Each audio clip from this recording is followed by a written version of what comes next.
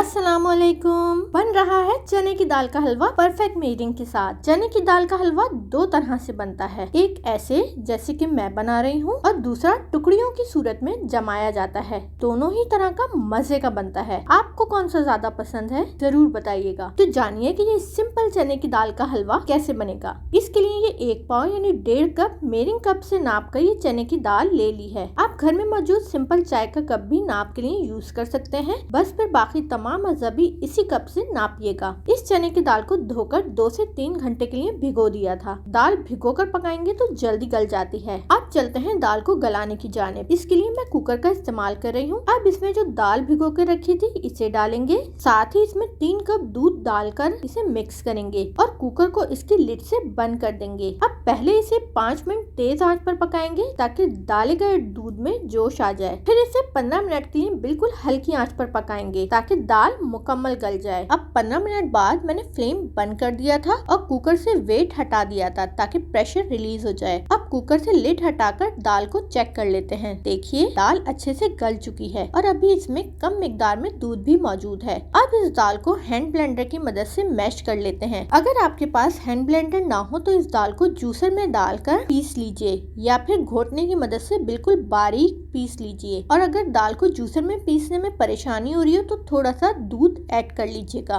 देखिए दाल मुकम्मल पिस चुकी है। अब चलते हैं हलवा बनाने की जानिब। इसके लिए एक पतीली ले ली है। अब इसमें 3/4 कप यानी जितनी चने की दाल ली थी इसका आधा तेल या घी जो चाहे आप ले सकते हैं इसमें डाल लीजिए। अब इसमें 2 से 3 अदद सब्ज इलायची जिसको हल्का सा खोल लिया है इसमें डालकर 3 से 4 सेकंड फ्राई कर लेंगे ताकि तेल में सब्ज इलायची की खुशबू आ जाए। अब इसमें जो दाल पीस कर रखी थी इसे डालकर मिक्स करते हुए मुस्तकिल चमचा चलाते हुए इतना पकाएंगे कि दाल की पेस्ट की रंगत हल्की सी डार्क हो जाए। डाला गया तमाम तेल दाल में जज्ब हो जाए। दाल का पेस्ट भूनकर पतीली को छोड़ दे। यहाँ इस बात का ध्यान रखिएगा कि इस टाइम मुस्तकिल चमचा चलाया जाता है वरना दाल का पेस्ट पतीली से चिपक कर जलने लगता है। देखिए दाल का पेस्ट अच्छे से भुन चुका है। अब इसने पतीली को भी छोड़ दिया है। अब इसमें 1 कप चीनी, ये बिल्कुल परफेक्ट रेशो है। अगर आप तेज मीठा पसंद करें तो चीनी की मिकदार बढ़ा लीजिएगा। इसमें डालेंगे। अब इसमें 1 पिंच फूड कलर जिसे मैंने दूध में खोल लिया है। फूड कलर से हलवे का रंग बहुत अच्छा आता है। इसमें डालकर इसे मिक्स करते हुए पकाएंगे जिससे चीनी पिघलेगी और हलवे की कंसिस्टेंसी दोबारा रनी हो जाएगी।